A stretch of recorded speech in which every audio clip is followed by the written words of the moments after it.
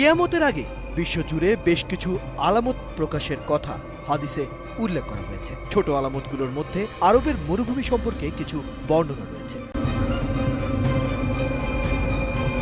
এমনই একটি হাদিসের বর্ণনা থেকে জানা যায়, কিয়ামতের আগে আরবের মরু অঞ্চলে ঝড় বৃষ্টি বেড়ে যাবে, বন্যার কবলে বিপর্যস্ত হবে আরব উপদ্বীপ, পানির ছোঁয়ায় শুষ্ক মরুভূমি পরিণত হবে সবুজ অরণ্যে।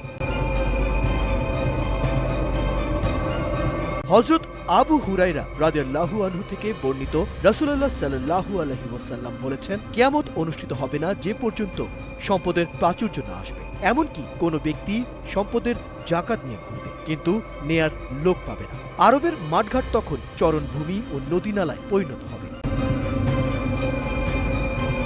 হাদিস বিশারদদের মতে এই হাদিসের মাধ্যমে আরব বলতে গোটা আরব উপদ্বীপকে বোঝায়, যার মাধ্যমে সৌদি আরব ছাড়াও রয়েছে কুয়েত, বাহরাইন, কাতার, সংযুক্ত আরব আমিরাত, ইয়েমেন ও ওমান। সাম্প্রতিক সময়ে সেখানে লক্ষ্য করা গেছে আবহাওয়ার পরিবর্তন। তবে কি কিয়ামতের আলামত প্রকাশ পেতে শুরু করেছে?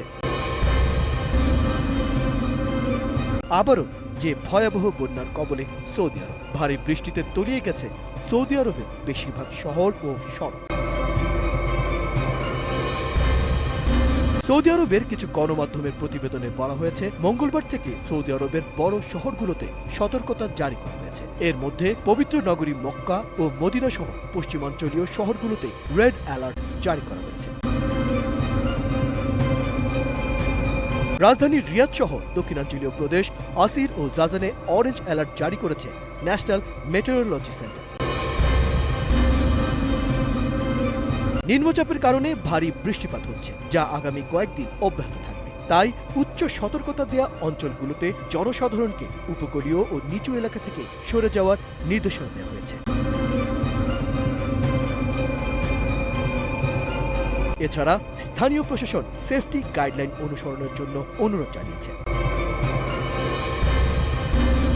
গেল বছর নভেম্বরে সৌদি আরবের কিছু অঞ্চলে বিরল তুষারপাত দেখা গিয়েছিল।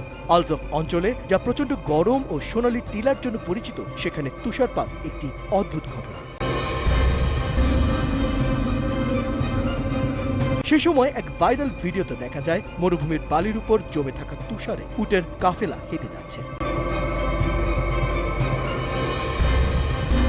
এর আগে গেল জুনে হজের সময় সৌদিতে তীব্র তাপদাহের কারণে ১৩০০-রও বেশি হজ যাত্রী প্রাণ হারান।